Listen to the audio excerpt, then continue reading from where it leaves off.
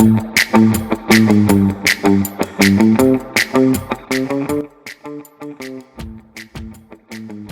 to the NEREJ NYREJ podcast. I'm your host, Rick Kaplan, and my guest today is Eric Brody from ANAX Real Estate Partners. And I want to introduce you to Eric. Eric, how are you this morning? I'm great. And I got to tell you something. The fact that you hit those acronyms like with precision, I am really impressed, Rick. I am excited for this podcast, man. Thank you so much for having me. Well, I can already feel that you're going to be a great guest. We're going to have a great conversation. Of course we are. There's no wasting time here, man. So tell me a little bit about yourself. You know, you're a young guy. No, I don't know about that. Okay, you look like a young guy. I'm 45 years old, Rick. Oh, you're a young guy. A little bit about me. I'm a Gemini. My favorite color is, I'm sorry. This is the real estate podcast. My bad. No, I'll give you a little background on myself, and then I'll tell you kind of what I'm getting into. So when I grew up in Brooklyn, New York, and my father was an architect. And he said to me, Eric, he goes, architecture takes on a lot of liability. You have this perception that you're going to be an artist and change the skyline.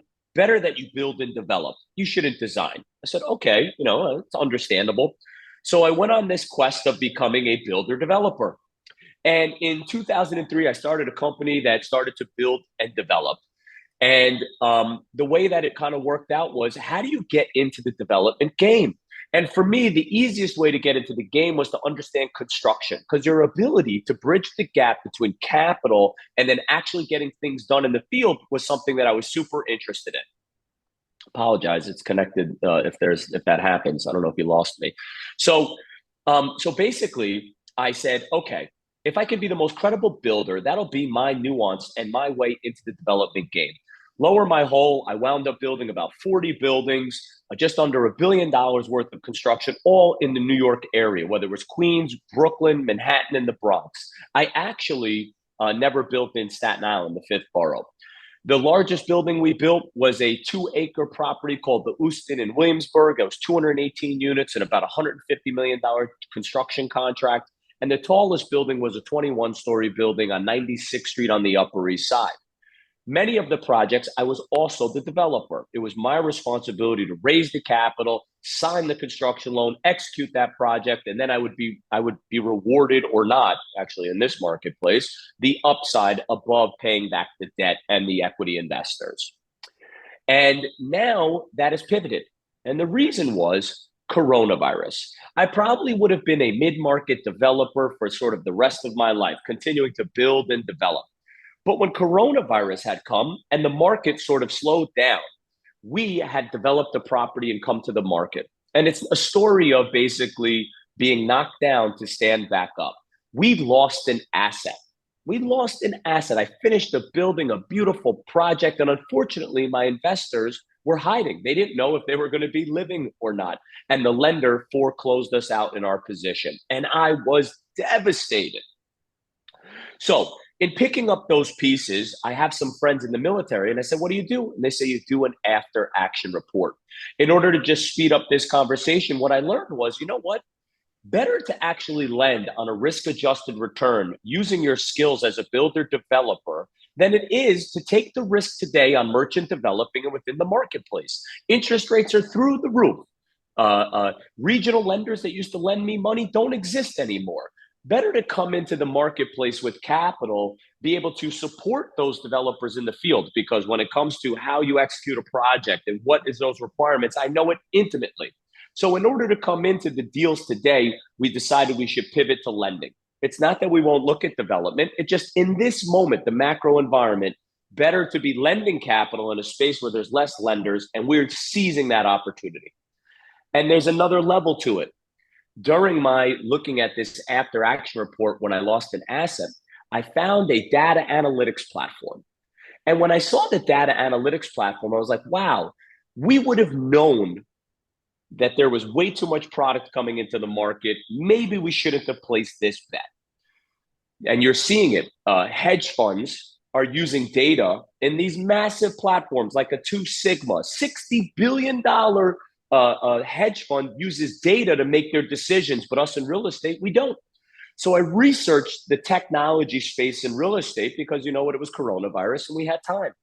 I created a 250-page report on technology and those companies I felt could give me a millimeter and millisecond of advantage. We raised a venture fund and we started investing into technologies that was obvious to us were going to change the game. We've now used those technologies into our platform and the way in which we look at real estate for our advantage. So we are a lender, we are a developer and an advisor. But in addition, we're bringing that brand new cutting edge changes that most people in the mid-market space will never understand because they just can't lift their heads up. They're under too much distress as an advantage when working with us. And that has been the ANAX Real Estate Partners platform. And that's where we stand today. And that's why I'm talking to you. So it's very interesting to me because, we've heard a lot of the stories about what was going on in New York City. And, I've heard from some of the people I've even interviewed that they moved from one apartment to another because the rents dropped so much. It was like half the price to get a bigger apartment somewhere in the city. All of that has changed, obviously, because it's changing all over the country. And the rents have gone up. Has it gone up to the point where it's bringing more investors' interest back? So here's the way that I see, the rent going up. And I think that it's fascinating, right? So if you think about it, though, we were not able to build rental assets in New York unless there was a few different ways that you could do it. And the reason was the land was too expensive. The highest and best use, and by the way, there's nothing wrong with it, but if you're a landowner, you want the biggest money. You're not, oh, we need to build housing, rental housing. You think, what is the most I can get for my land? And that market was for condo. Why? Purchase the land, build the asset, create the inventory, sell it above that, and that's how you made the most money.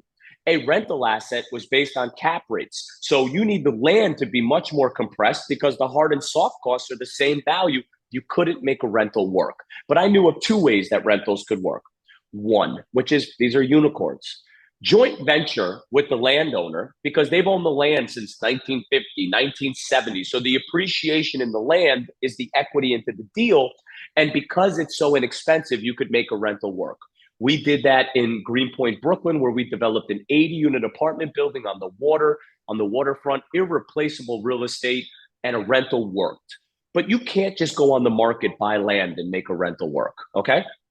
The second way to make a rental work is if you were a lender and unfortunately that developer couldn't move forward and you foreclosed on the land and you were able to execute that project, your basis would also be low enough to make a rental work.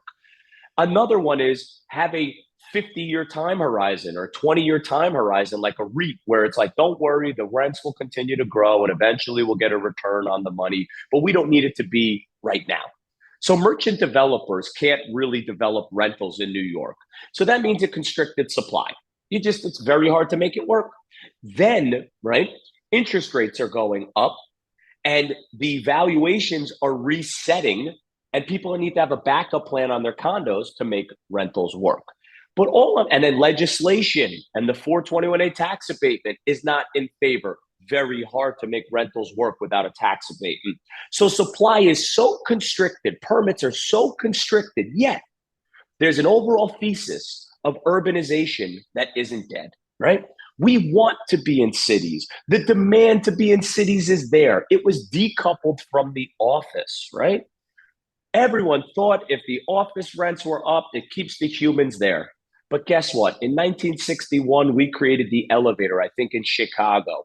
Pre that, since the Euphrates and Ganges River, we've wanted to live in cities. So when Corona happened, we run from the cities and rents dive. They go down because people are like, let's get out of here. And we've seen that sociologically across time. When too many people are packed together transmitting, we get the hell out. So now we run away. But the overall thesis was like, are we ever going to come back? We were always going to come back. We as humans want to be where all the amenities are. And New York provides all those amenities. Forget about the office. Nightclubs, museums, restaurants, humans, people, culture, interaction. So we all run back to the cities. But on a macro scale, interest rates were rising. You could only develop condo. So that means there was such a demand for rental. It kept going up, up, up, and up. but it's constricted. There's not new supply coming. It's going to continue to rise. Does that mean there's new opportunity? No, because when interest rates go up, you need rents to fly through the roof in order to offset that. And even if you're seeing rents go up, it does not mean that it's enough to cover the new interest rates on developing a building. So I just think that rents are going to either stabilize or continue to go up until we increase supply in New York, which isn't happening right now. Well, now everyone's talking about rent control, which I lived through rent control, like back in the 80s, late 70s. And that was a disaster.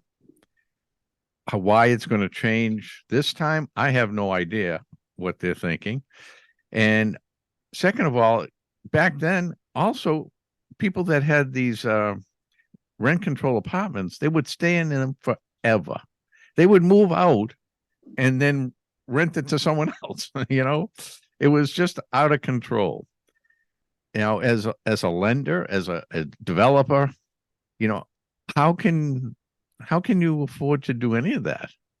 You can't afford to do that, especially in New York City. You can't do it in any major city. Yeah, so I know more about New York. And so there was a business plan, right? Everyone's got a thesis on the marketplace, and then you're trying to execute on that thesis. So with the rent control and rent stabilization, right? These guys pre to 2019, because 2019, any tools that were sort of available to the buyer of multifamily, they had tools in order to increase the rent roll, right? The idea was you're buying it, you're adding value, and you're selling it all at capitalization rates, right? If I can buy it at a 6 cap, I can fix up some of these apartments, make them beautiful, increase rents, increase the NOI, and then sell it at a lower cap rate, right? You were making that arbitrage and it was inversely proportionate to what you purchased it at. 2019 came and the legislation, which was moving super far left to protect tenants, limited anyone's ability to sort of increase rents. So it left a few things happening. Signature Bank, all of these multifamily lenders are now getting rocked as a result because it was low interest rates. They didn't increase rents. They couldn't increase revenue. And now interest rates are up and those loans are worth much less. But the actual syndicator got hurt. He couldn't affect his business plan. He couldn't increase revenue. So there were a few options available to them. One is called warehousing units. And by the way, I'm not giving any political viewpoint on this. I'm just stating the facts as I see them on the street. I don't know what the right answer is when it comes to rent control, rent stabilization, tax abatements. I just see rents going up. And in order to mitigate that, we need to increase supply, and we're not. So the owners of these buildings either were giving them back to the bank, or if they had owned it for long enough, we called it warehousing units. Because when you warehouse a unit, you don't renovate it because there's just no money in renovating it. And you can't, if you were to put the money in, it's gone, right? And remember, we're in a capitalist society. They're here to make money. But if you were to fix up a unit that someone had been in for 40 years, you'd never get a return on it because it can only increase the rent by a certain percentage point that would never cover the investment into it.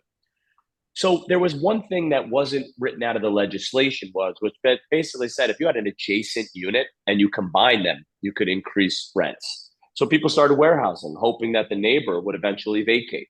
So it created this sort of doom loop where the landlord isn't willing to put in any money. The legislation is saying, how could you be warehousing? We need supply, but doesn't come up with any changes that allows them to make money. And it's reducing the supply even further, which is increasing the rents. So that business plan has really been affected in the rent stabilization and rent control space. So you're seeing people do some stuff in the market rate space where they're not regulated so that they can increase the rents. You're seeing some movement there. Well, with our growth of population, which I don't know, I think the growth has slowed down quite a bit, especially after the pandemic. There's no way you can even think of growing more multifamily properties in a major city. They're already almost to the point where they're the land is down to less than a quarter of an acre that's available. It's not feasible anymore to even consider to build new projects unless you tear down. I mean, I might be wrong, but I can't see it happening anywhere. And if the end result is because it's too expensive, that people that need housing and can't afford to live in the city have to move out to the suburbs. And I'm not talking about the greater New York suburbs. I'm talking about like upstate New York. I mean, they have to go way out to get affordable properties for themselves. So I don't know how this all comes together where we can make it work, or how a government can make it work. So I definitely have an opinion on that. And I think that there are ways in which our government can assist. And you know what? There is one way to make higher density, and that is to go up. We are in cities, the land is finite. We want to be there. I think that what is fascinating is, you're from a major city, I'm from a major city. People, like, they even say at one point in your life, you've got to live in New York. You've got to feel its energy. You've got to know what it feels like to be there, to live there, to, experience it. So I think that we do want to be in major cities. That to me is a fact. And that's just human nature. Okay. We can't go against human nature. I don't care, work from home or not. All that's going to change is that in your multifamily building, you have to change your amenities so that it with the population and how they're changing. So the fact remains we want to be in cities. Otherwise, there'd be no such thing. You and I would be in Montana. We'd be, hunting buffalo and we'd be chilling. But that's not what we want. We want to be in cities. So the city has tools to increase density. The zoning resolution in the building code allows city planning tools in order to increase housing. And they know they need to. They know we have a stock of buildings that have no value today, and that's a lot of these office buildings. So we have opportunities to increase that supply. It's just the legislation has to work together, the state and city legislation in New York. So the fact remains, you're right, you do have to go up. You may have to demolish, but you've got to increase density to allow the developers to build and the lenders to lend. But there's no doubt about that we have demand that is way outstripped supply here. So yes, you can. You can demo, or you can increase density. There are places to build. Yeah, now I had a developer builder similar to what you do. He wasn't a lender, but he was building multifamily properties in New York. Now, I said to him about office buildings, retrofit office buildings for multifamily. And he said, just too costly to do, unless we had some kind of, you know, government assistance on that property, something to subsidize what they have to do to make a office building. Now, I've heard of people that are doing it, but it's a very small percentage, and we have a lot of empty offices. So, what do you think could happen with that? So, look, we are getting into the lending game. And one of the advantages that we have is our understanding of construction and development. And the fact that my father was an architect, even more so. So, I had this debate with him. First and foremost, as you know, real estate is always hyper local. So we got to look at each asset itself. We do have buildings. We were looking in Midtown East. Now they have full lot coverage, meaning they're 100% on the lot, and residential requires a 30-foot rear yard in New York. So that would mean you'd have to cut back that building, but you want to do it on the column line so you'd have to change the entire structure. What about if that turns out to be 28 feet or 27 feet instead of this required 30 feet? So you need the city to work with you a little bit on it. But I think first and foremost, the fact remains physically, it's possible. Let's just call a spade a spade. Does it suck? Yes. Is it complicated? Yes. It is physically possible to convert that housing stock. Okay. Second is you have to make it economically feasible so that it makes more sense to do that demo, to retrofit that asset than to just go buy something somewhere else and build it. That's where we need some legislative help, maybe speed in getting approvals, tax abatements. You need it, right? Otherwise, there are going to be these ghost buildings out there. So for me, when I look at construction and development and then placing the debt on that, as long as that developer builder understands the nuance that I know on converting that building, we would be interested in lending on that building. The thing that we need to know is we need to know that we used to call them reconsiderations in New York, or considerations now.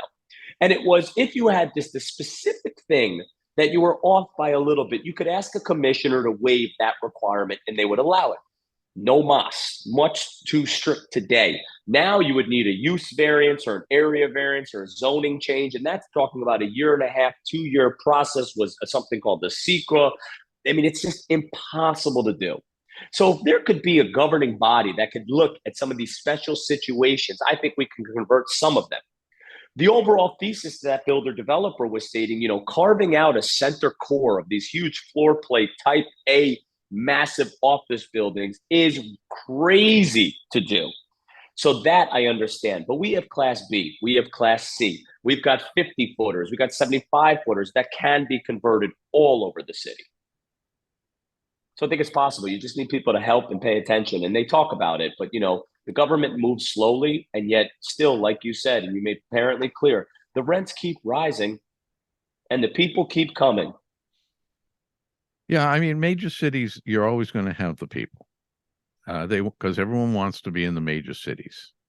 And it's funny, wealthy people that get to a point of retirement, that's their choice. A lot of times they'll want to be in the city because it's close to everything.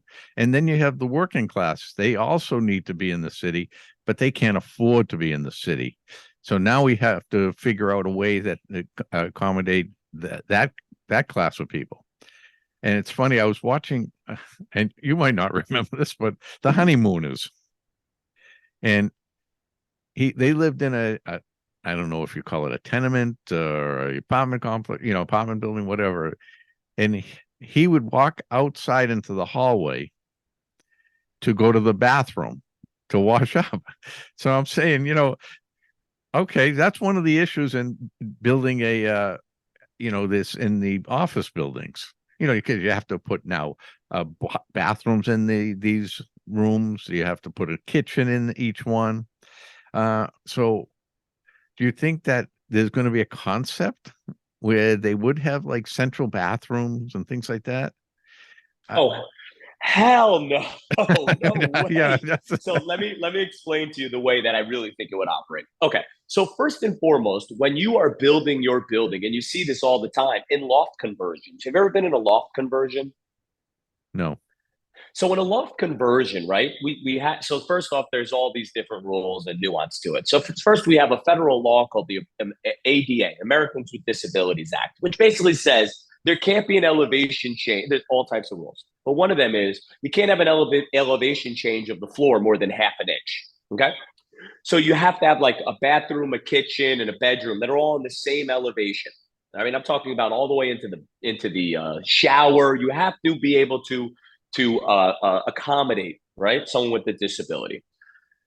So lofts got converted, and lofts were these beautiful manufacturing buildings that didn't have enough legal light and air. So there was these expansive spaces with no bedrooms, right?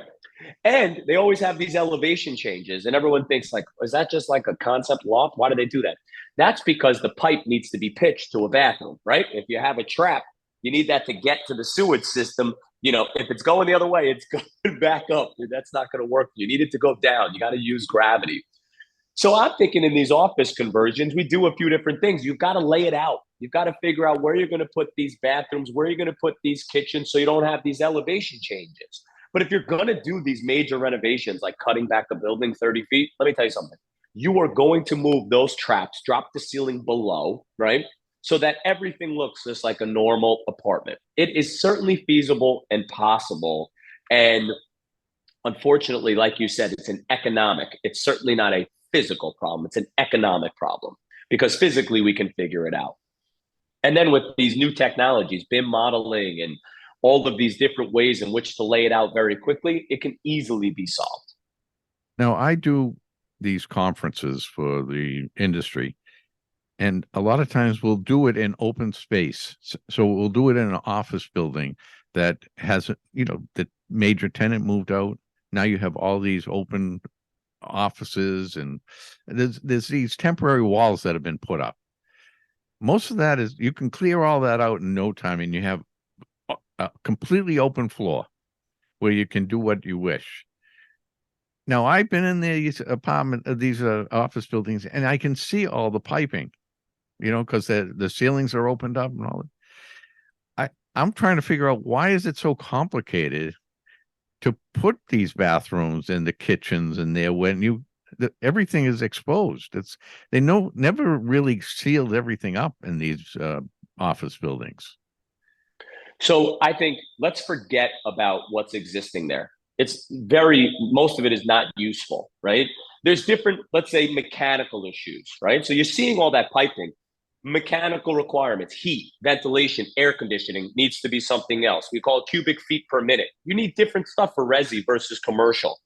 The heating, the way that they do the heating and throw the air, completely different when you break up spaces. The sprinkler system was designed for a office space. Forget about it. Take all that shit, demo it, throw it away. Okay, forget it. It doesn't matter anymore. We have to redistribute. We're going to try to adaptive reuse, maybe use a cooling tower, but the rest of it, the boiler, the rest of it is garbage. Okay. So I want to tell you, I was with this guy, one of the biggest office landlords in New York City, one of these monster families. Okay. I'm not going to remain nameless. It's not like they pay me or anything. So they don't need to be shouted out here.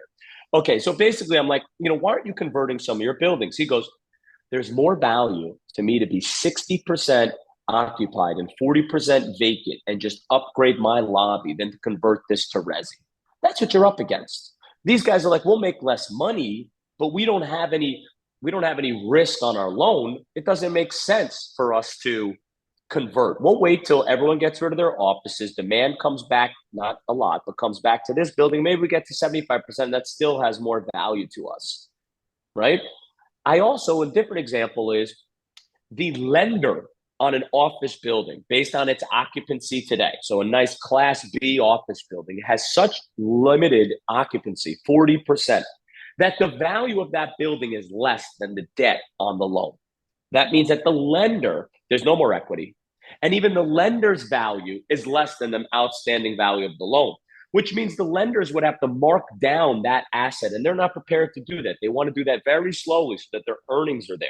So some of these that people would just come to the reality, right? Rip the Band-Aid off and say, we need to restructure this or we lost on this. Let's have someone else make money on it. I think that this stuff would start to move faster. So there's an industry issue. There's an economic issue. There's a legislative issue. And until things get worse, we as humans just don't change. So I don't know, but it's there. The opportunity is there. Well, you know as well as I know from being in this industry that eventually office is probably going to come back. It might not be in 2 years. It might be in 10 years, but the office building is going to come back and it's going to be just as strong as it was many years ago. Or someone figures out a different concept of some sort, like they do with retail, and which retail was hurting for a long time. It's starting to be rejuvenated somewhat. And the same thing will happen with office. But the main issue in the real estate industry is multifamily or housing, which I don't know how we change that without getting rid of half the population.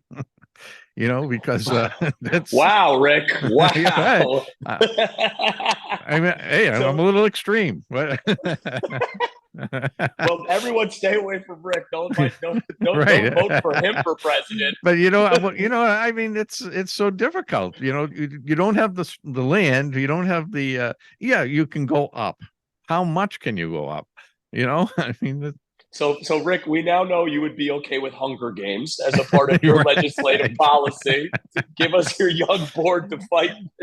Hey, all right, so let's talk about an extremist.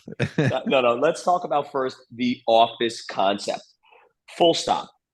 I don't see the office coming back to what it was. I completely agree with you. It's going to be an adaptive reuse.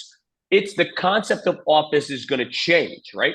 What do we want? Is it 3 days a week? And they do all these valuation changes at this NYU program. But the question is, you do want to go to the office, but what should it provide you, right? Should it be an education center for a business? We're not going back to 5-6 day a week slaving in an office. I think personally, I think that it fundamentally has changed, but there will be a concept that comes back. Should it be personal training and paddle and pickle and you go to the office as well? Maybe, I don't know yet. I don't have an answer yet on that. Do the dopest, freshest new office buildings stay filled? Yes, because literally you go there and it's an inspiration. So I'm not exactly sure what happens in office. Resi, right? So Resi, the density could be there in our major cities. We could increase density. New York is built in two locations on rock. We could go up in perpetuity. We are not in Dubai where they seem to be going up forever and ever. They use friction piles. So let's say physically, we could go higher. That is a fact. We can increase density. We can create a mega city here to compete with the rest of the cities. We just need higher density when it comes to our zoning resolution and building codes and how we want to now apply that density. We have room. I don't want that. I want everyone to know if you want to be in our major cities, we can build here and we can create more density. And the capital is there in order to do that. So that to me, we can accommodate the population, right? We can. And there's cities that are doing it that are much denser than New York is, even though we're really dense in America, there's denser cities. We're even going to have infrastructure changes, robotics, technology is going to allow us to get even closer and closer together and make it more and more affordable. I mean, look, I'm an urbanist. I think that like, I love it. I had to live, don't tell anyone because hopefully this doesn't go viral, but I had to move to New Jersey for 2 years during coronavirus because I have two small children. Man, I think I was getting hives every day. There's something about being in a city that's just for me. I'll travel anywhere. I love going to different places. I love being zen and I'll meditate on a mountain for 4 hours, which is amazing. But eventually, for my blood to flow, we got to get back to the city. And that's just kind of the way it is. And I don't think I'm the only one. I think many people are into that. And you're seeing it. We're seeing our city streets are packed, restaurant reservations packed, hotels packed, but we're not providing more density. Well, what I've And seen we're not killing half the population. They're going to stay. Well, I'll tell you what I'm seeing is more people are moving 10, 15 minutes out of the city. They're close enough to the city. And now we're seeing those areas that were, maybe 3, 4 story buildings. Now 20-story buildings are being built on there. 30-story buildings, so it's expanding, I think, to give us more space. Plus, it's also, trying to keep people a little more separated, give them more space, only because, after the pandemic, we've had people that everyone was on top of each other. And New York City was probably one of the worst places where you were just right on top of people. So, I mean, you need that extra space. And I think moving up, 10, 15 minutes away from that major city, it's not terrible. Public transportation is what you have to focus on, really, to make that all work. Yeah, you're spot on, by the way. And when we talk about sort of New York and the metropolitan area, you're right. You saw Jersey City out of nowhere, boom, Weehawken. So you saw Jersey get a benefit of it. You're seeing Yonkers get a benefit to it, right? As long as transportation can get you into the city, then you're right. They do start to populate. But I'm seeing a different trend, which I find to be fascinating. And it's called the 15-minute city. Okay. So think about this. In New York, we used to all our trains, and when you look at a train map, go to the center, to this concentric circle right in the middle of the city, everything. And we were not connecting parts of Queens to Brooklyn and these ancillary places because they also need to be connected. Now that you don't have to come into Manhattan, and literally that was the center every day, you're seeing neighborhoods that were underutilized starting to be utilized. And we see it across the board. Look at Greenpoint, Brooklyn, as an example. It didn't have the greatest access to the city, although it's right across the water on the waterfront.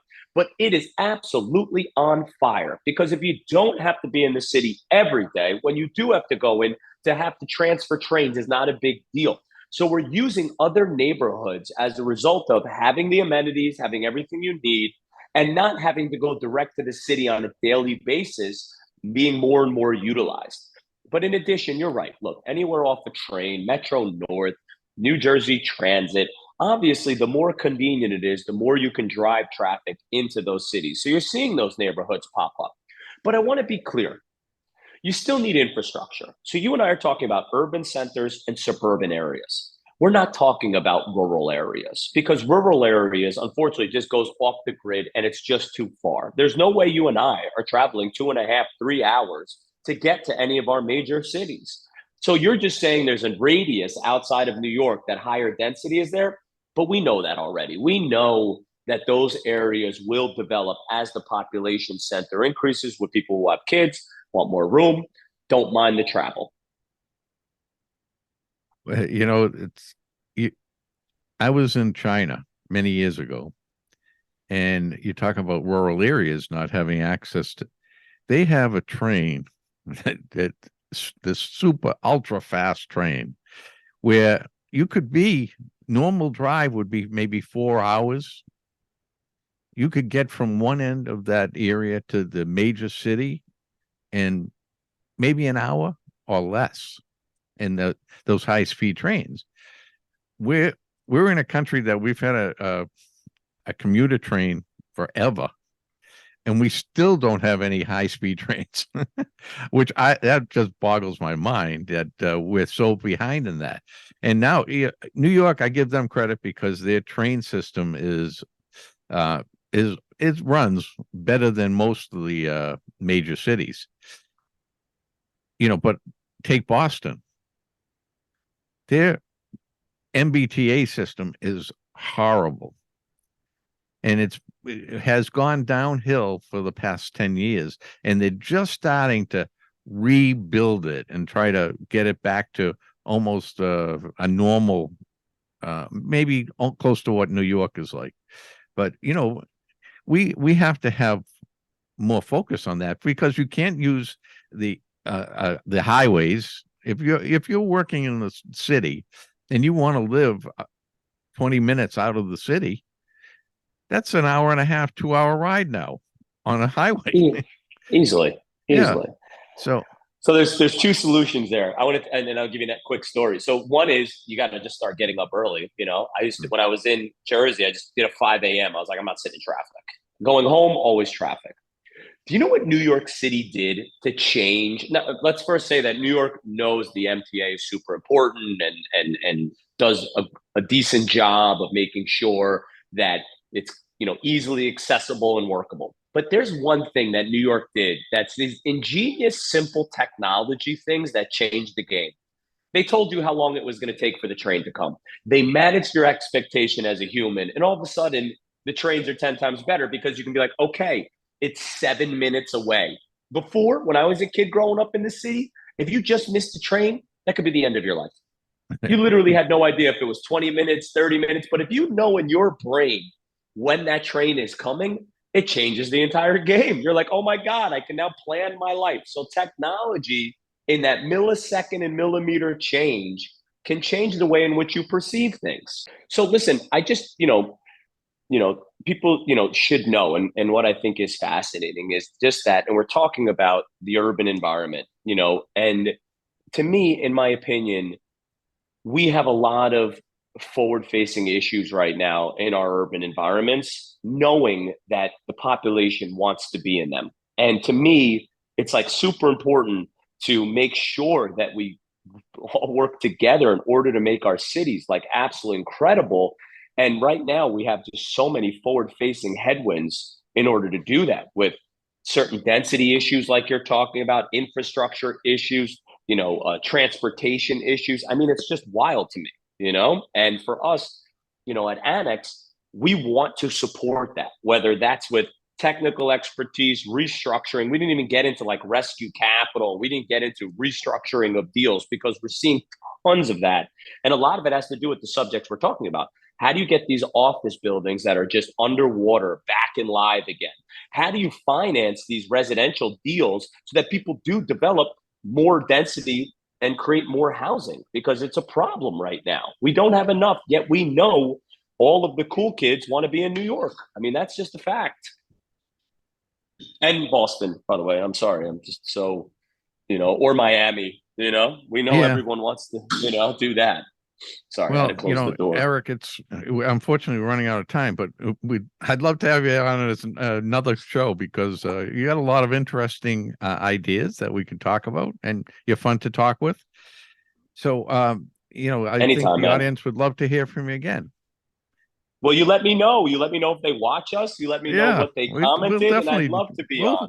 And by the way, we'll figure it out. yeah, let me But know if it's okay if I plug. I have my own stuff. I'd love to have your audience take a look at it too if they want to sure. find me. What is it? What's the podcast? So I have a podcast teaching the long tail, just normal people about real estate technology. It's called Real Tech Talk with Eric Brody. And as you can tell, I'm somewhat authentic and don't beat around the bush. So if they really wanted to know just from straightforward information, it's called Real Tech Talk. And I'd love to have some of your audience take a look at it. That would be great. We're talking with Eric Brody, and he's with ANAX Real Estate Partners. And Eric, what's your website? Uh, ANEX, ANAXREP.com. I want to thank you, Eric. You got it, man. I love talking with you. It was great conversation, and hopefully we'll do it again soon. You got it, brother. I'm here for you. You're not that far away. I appreciate it. All right, We're you got talking it. Talk with to you Eric soon. Brody of ANEX Real Estate Partners. I'm Rick Kaplan from the NEREJ and NYREJ podcast. Until next time, have a great day.